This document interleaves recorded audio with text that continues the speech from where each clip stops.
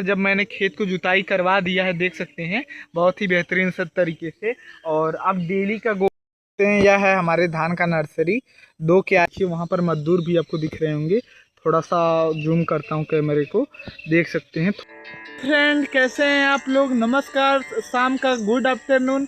तो दोस्तों, आज हम आप देखने जा रहे हैं कि हमारा बिया मतलब जो धान का नर्सरी हम लोगों ने डाला था वह अभी कितना बड़ा है। और बगल में धान का रुपाई हो रहा था, तो मैंने सोचा कि अभी देखते हैं हमारा धान का जो गांव में इस समय अब धान की रुपाई चल रही होगी, आपके यहाँ भी चल रही होगी यदि आप गांव से होंगे। लेकिन यदि आप शहर से ब्लॉग देख रहे हैं तो शहर में कहाँ धान की रुपाई होती है। तो हमारे यहाँ भी धान का रुपाई शुरू हो गया है, आगे के ब्लॉग में मैं आपको दिखाऊंगा। तो वही पापा ने बोला जाकर एक बार खेत से देख आओ कि अभी तुम्हारा धान का नर्सरी रोपने लायक हुआ है या नहीं। तो अभी देखेंगे इस ब्लॉग में कि धान का नर्सरी जो है हमारा वो तैयार हुआ है या नहीं।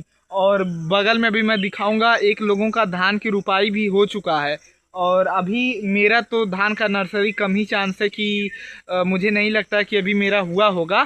और लेकिन बगल वाला धान की रुपाई हो चुका है, बगल वाले लोगों का, क्योंकि उनका पहले का धान का नर्सरी डाला गया था। तो अभी चलिए चलते हैं खेत। मैं जा रहा हूँ खेत, देख सकते हैं अभी यहीं पर पास में ही है, 10 मीटर के करीब है हमारा खेत। तो वहीं पर मैं जा रहा हूँ, देखता हूँ कि धान का नर्सरी अभी जो है हमारा तैयार हुआ है या नहीं। और उसके बाद फिर यदि हो गया रहेगा तो अभी देखिए मैंने खेत की भी जुताई करवा दिया है ट्रैक्टर बुलाकर, कितने अच्छे तरीके से। और हमारे पास गाय भी है, तो यहाँ पर गोबर का देखिए खाद है, इसे भी फेंक कर अब अच्छे से रोटावेटर से मिलवा कर, क्योंकि गांव के हैं तो गांव में गाय भैंस सब कुछ रहता है हम लोगों के पास, क्योंकि खेती बाड़ी है भाई। तो ये सब तो रहना कंपलसरी है और आम बात भी है, क्योंकि खेती बाड़ी बिना इसके संभव ही नहीं है। तो उसीलिए देखिए हमारा इतना सारा मतलब ये खाद है, ये गाय के गोबर का है यह सारा, मतलब इतना सारा, इसे हम लोग घूर बोलते हैं, लेकिन यह गोबर का नेचुरली खाद है जो अपने से सड़ कर बनता है। और अब यहाँ पर जब मैंने खेत को जुताई करवा दिया है, देख सकते हैं बहुत ही बेहतरीन सब तरीके से। और अब डेली का गोबर भी इसी में पापा डालते हैं। और कहीं कहीं आपको दिख रहा होगा जैसे वहाँ पर गोबर आपको थोड़ा थोड़ा सा, क्योंकि जुताने से सारा वो चला गया, मतलब कि मिक्स हो गया खेत में, सारा मिक्स हो गया। और अब इसकी अच्छे से रुपाई होगी। देखिए वहाँ बहुत बड़ा हमारा खेत है और काफ़ी अच्छा लग रहा है इस समय जुताई के बाद। और अभी बारिश नहीं हुआ है, सब लोग मतलब कि अति दोहन पानी का करके नेचुरली जो प्राकृतिक पानी भंडार है अंदर से ज़मीन से निकाल के कर रहे हैं पानी की रुपाई, जो कि गलत बात है। और उसके बाद यदि अच्छा मौसम रहा, मतलब कि अति दोहन करना, हम मतलब कि प्राकृतिक रूप से पानी निकाल के रुपाई नहीं करेंगे, क्योंकि उसका कोई मतलब भी नहीं है पहली बार। और दूसरी बात, यदि रुपाई कर भी दिए, भगवान बारिश नहीं करेंगे तो फिर फसल होने वाली है नहीं, क्योंकि धान को पानी ही पानी चाहिए। तो इसलिए अभी हम भगवान का इंतज़ार कर रहे हैं कि बारिश हो। और यदि बारिश होता है तो उसके बाद हम तुरंत धान की फर्स्ट क्लास रुपाई कर देंगे। और उसके बाद फिर यहाँ पे जो है पहले इसे रोटावेटर से अच्छे से मिक्स करेंगे। उसके बाद बगल से, मतलब हमारे यहाँ बगल में बस्ती है, वहाँ से मजदूर बुलाएंगे और उसके बाद फिर धान की अच्छे तरीके से रुपाई हो जाएगी। और रुपाई होने के बाद फिर डाई यूरिया सब जो पड़ता है डाल के, और उसका दवाई भी साथ में डाल दिया जाएगा और सही हो जाएगा। लेकिन यह तब होगा जब हमारा धान का नर्सरी पहले तैयार रहेगा तब। तो अभी मैं जा रहा हूँ धान का नर्सरी ही देखने। तो चलिए देखते हैं धान का नर्सरी का भी हाइट क्या है, और आप लोग भी देख कर बताइएगा कि अभी कितने दिन में हमारा धान का नर्सरी लगाने लायक खेतों में हो जाएगा। तो अभी मैं वहीं जा रहा हूँ और बस आ गया हूँ। और यह रहा हमारा धान का नर्सरी।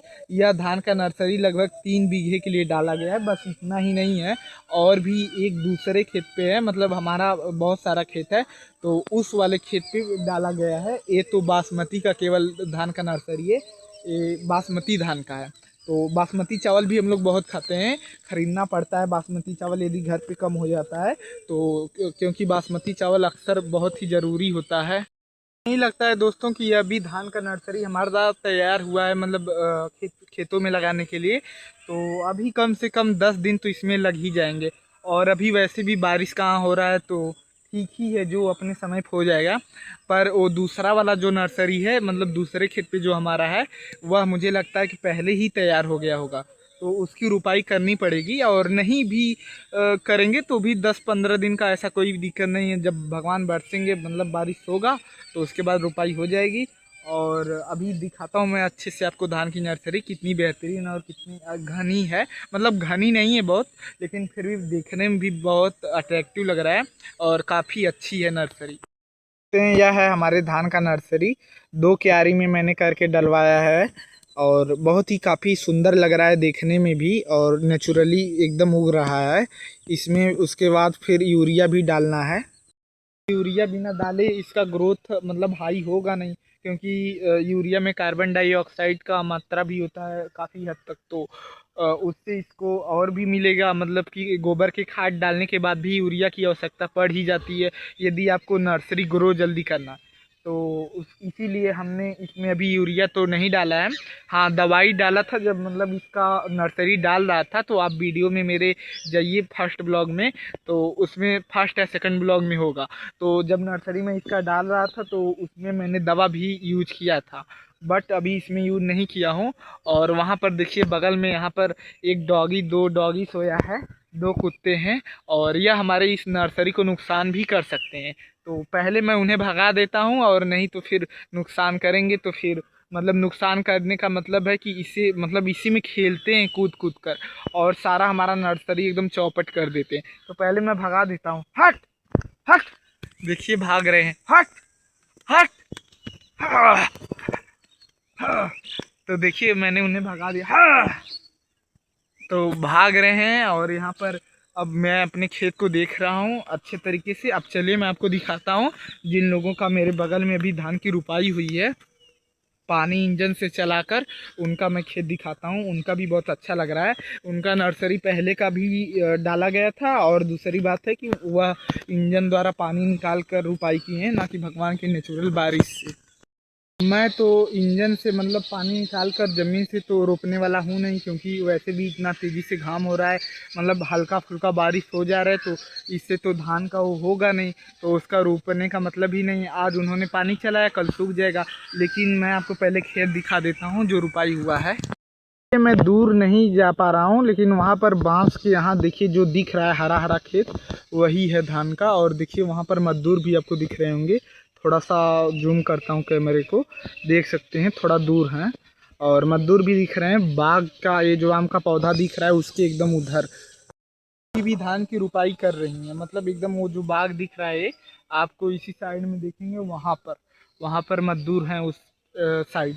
और यहाँ पर देखिए ये मेरा खेत है और इसके जो उस साइड आपको हरा हरा दिख रहा है वह आज ही खेत की रुपाई उनकी हुई है।